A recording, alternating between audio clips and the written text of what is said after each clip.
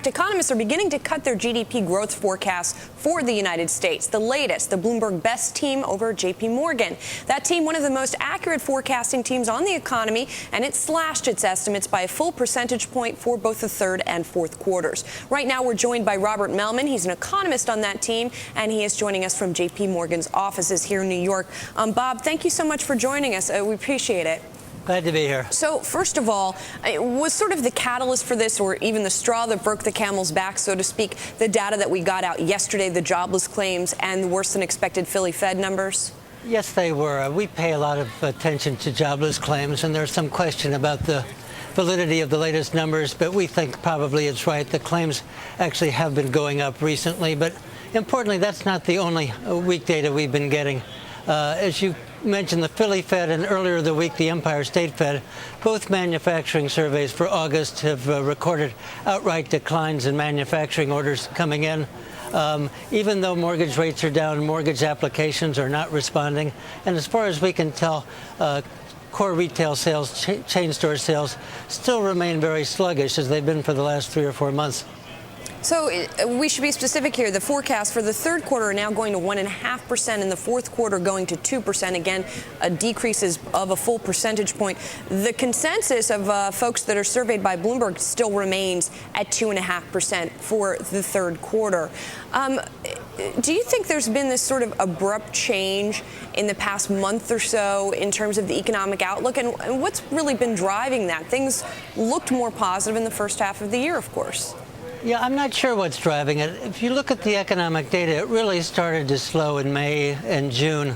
And, of course, there was a sovereign risk crisis going on in Europe, people worried about slowing in China, and the stock market came off very hard in May and June. We had thought the sovereign risk issue would fade, that the stock market would stabilize, and when that happened, the slowing in the economy would start to moderate. And as we look at the August data, instead of the slowing moderating, it's actually intensifying. We're not sure exactly why, but I think we have to recognize that that's what's happening.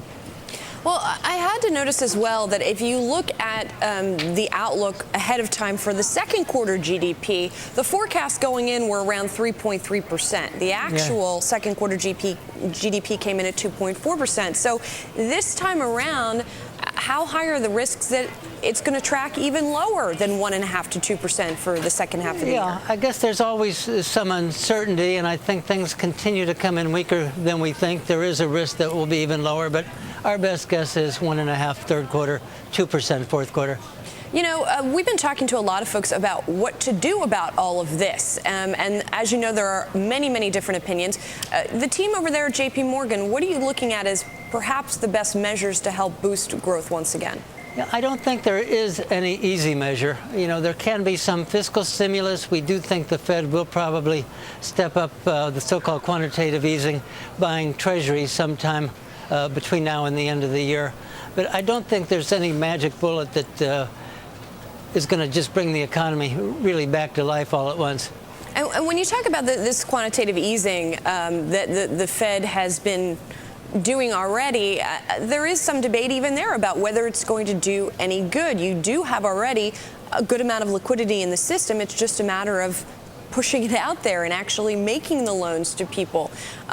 So do you think if the Fed does continue to ease that it is going to actually be effective?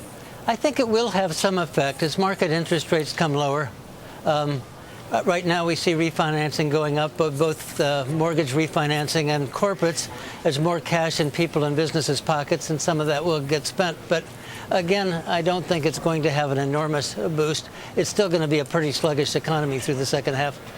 Bob, I want to switch gears a little bit and ask you about an interesting opinion piece that was in the Financial Times today by Joe Stiglitz, who is a well-known economist at Columbia.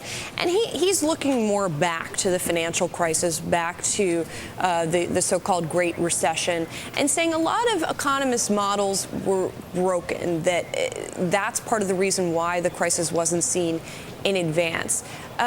Do you think that lessons have been learned post that? Have models changed substantially enough to account for what's really going on out there in the economy? Well, I must say, I think people have tried to incorporate more of the financial system in their models. But in terms of what's going on right now, I must say, even here at JPMorgan, we're not exactly sure why things are so weak right now. I don't think any model can tell us. So basically, if you've learned anything, it's that you have to sort of acknowledge how much you don't know.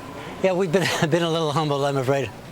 All right. Well, thanks a lot for joining us. We'll see what happens this time around. 1.5% again for the third quarter is what JPMorgan's expecting. 2% for the fourth quarter. And I imagine that some other economists' forecasts are going to come down in the coming weeks as well. Again, Bob Mellman coming to us from JPMorgan. Okay. Thank you very much.